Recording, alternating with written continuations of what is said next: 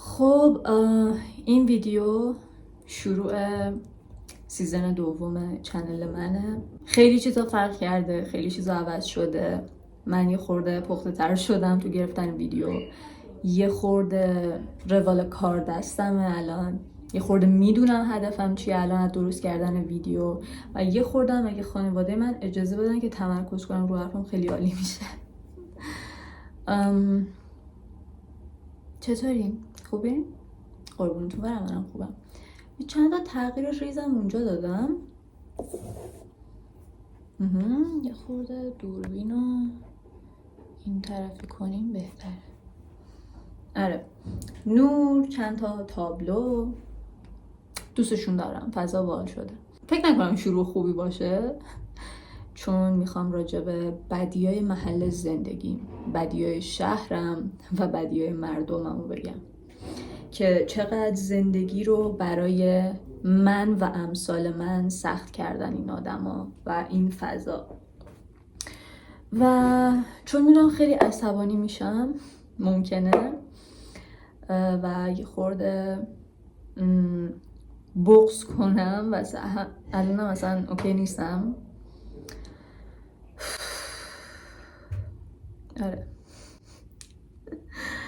و موضوع زیاده، یه بخششو توی این ویدیو میگم و یه بخش دیگه‌ش هم توی ویدیو بعدی شاید، چون ممکنه همش جا نشه. واسه همین تصمیم گرفتم که یه کار باحال انجام بدم. من امروز قهوه گرفتم، یه کاپ خام بهم دادن که میتونم روش نقاشی بکشم و خیلی خوشحالم بابت این موضوع. همزمان یه نقاشی روی این کاپ میکشیم و صحبت میکنیم. میخوام از اینجا شروع کنم که بچه‌ها، ایلام، جایی که من توی زندگی میکنم، یه فضای فوق‌العاده کوچیک و قبیله‌ایه. یعنی شما میرین بیرون بدون استثنا در طول روز با 10 نفر سلام علیک میکنیم. یعنی شما پاتون از خونه بذارین بیرون، سلام خوبی؟ او دختر فلانی، او پسر فلانی، چجوری؟ او ببین فلانی رو امروز دیدم. قشنگ همینه، بدون استثنا هر روز همینه. خب نقاشی هم که میخوام بکشیم، یه آقای نسبتاً زیبای سیگاریه. آره. و اینطوریه که شما دست از پا خطا کنی تمومه، آبرو خودت تو خاندانت رفته. و همین موضوع باعث میشه که تو محدود باشی، تو خیلی مراقب رفتارت باشی، خیلی حواست جمع اطرافت، و اصلا روانی میشی. تو یه جوری میشی که باید دم به دقیقه مراقب اطرافت باشی، یه حرکتی ازت سر نزنه. یه وقت تو به عنوان یه دختر چشات از حالت پایین نیاد بالا یکی رو نگاه کنی، یه وقت کسی فکر کنه آره دختر فلانی یک چشیزیه تو بازار. نگم برات، من طرحو اینجا دارم چون نمیتونستم تمرکز کنم که طرح ذهنی بکشم. صرفا برای آرامش خودم دارم اینو میکشم، برای زیبایی نیست، پس توجه نکنی. و قسمت پیشونی، آره نرگس آروم باش، تو قطعاً میتونی آرامش خودت رو حفظ کنی. و من سر این ماجراها، اینکه آره تو مجبوری همیشه مراقب رفتارت باشی، همیشه مراقب باشی کجا میری کجا نمیری، با کی میری با کی میای. ببینیم تمام آدما در طول زندگیشون پیش میاد با آدمای اشتباه برخورد میکنن، یا توی یه فضای اشتباه ازشون سر میزنه، ولی توی این فضا نباید هیچ اشتباهی بکنی، چون آبروی خودت و تمام هفت پشتت میره. خب مشکل زندگی کردن اینجا اینه. و میگن نوجوان نباید هیچ اشتباهی بکنه، نوجوان هیچ خطایی نباید بکنه، وگرنه تموم شد. تو آره حیثیتت میره اینجا. و مخصوصا کاری هم که من میخوام انجام بدم اینجا، کار هنری و فعالیت توی فضای مجازی.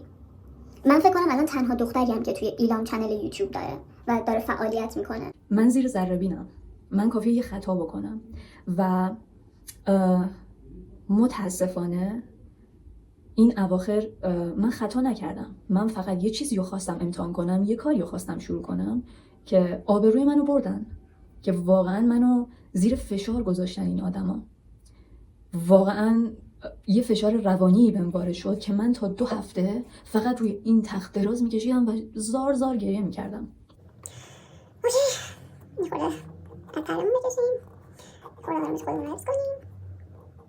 فعلا دارم صورتشو میکشم. خب از اتفاقاتی که توی ایلام برای من افتاده، به آخرین اتفاق بخوام اشاره کنم. من با یکی از دوستام تصمیم گرفتم که آقا یه چنل گیمی بذاریم، یه چنل 2 نفره، طرفم پسر بود و خواستیم که آقا یه کار گروهی با هم انجام بدیم و به نظر من همه جای دنیا این کار دارن انجام میدن، همه جای دنیا با این موضوع هیچ مشکلی ندارن و متاسفانه فقط اینجاست که برای تو داستان میشه. و میگم چون من تنها دختری هستم که توی ایران فعالیت یوتیوب داره به این صراحت و کامل جلوی دوربینه، فقط منم واقعا، من کسی دیگه رو ندیدم خب که اگه بود قطعا میدیدم و به معرفی میشد طرف. ما تقریبا 1 ماه 2 ماه داشتیم فعالیت میکردیم، جلوی دوربین بودیم، کار مشترک انجام میدادیم، ویدیو میذاشتیم، تا اینکه عصبی میشم بهش فکر میکنم. ما در طول این 1-2 ماه فهمیدیم که چه حرفا که پشت سر ما نبوده، چه تهمت‌ها که به ما زده نشده، چه فکرایی که راجع به ما نکردن. وای خدای من اصلا نمیتونم بهش بکنم. نقاشی بکش نرگس، نقاشی بکش آروم باش. به من هزاران تا انگ زدن، به دوستم هزاران تا حرف زدن، هزاران تا تهمت زدن و من اینجوری بودم که چه غلطی کردم این کارو کردم، چه غلطی کردم این تصمیمو گرفتم. منم دیگه هیچ چاره ای نداشتم، تمام زحمتایی که توی اون 1-2 ماه کشیده بودیم همش به باد رفت و من فهمیدم که لجن‌ترین آدما رو اطراف خودم دارم. ما چنل رو تموم کردیم و گفتیم که آره تمومه. و بعد اینکه ما کارمون رو تعطیل کردیم باز همون حرفا ادامه داشت و گفتیم که آقا اصلا کلا بریم کلا همه چیز رو ببندیم، اصلا توی فضای مجازی نباشیم، فلان کنیم، تموم. هنوز که هنوز اون فشارا رومه، هنوز که هنوز من دارم عذاب میکشم بابت اون داستانا. و این فقط یه بخش خیلی کوچیکی از اتفاقاتیه که در طول 22 سال زندگی کردن توی ایران برای من افتاده. آدما میتونن باهاتون بی‌رحم و ظالم باشن که یه دختر نوجوان که داره برای زندگیش تلاش میکنه شما بیاین سنگ بندازین جلوش، یه پسر که داره برای زندگیش تلاش میکنه شما با حسادتتون آبروشو ببرین، شما باعث بشین که طرف خودش بدش بیاد، اون دختر هزاران تا فکر بیاد تو مغزش، لباسشو زرد کنن.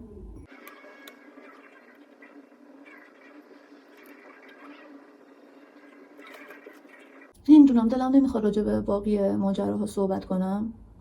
دوست ندارم بیشتر از این با حرفام بدی آدما رو نشون بدم، چون حس خوبی نسبت به این ماجرا ندارم. خب بچه‌ها،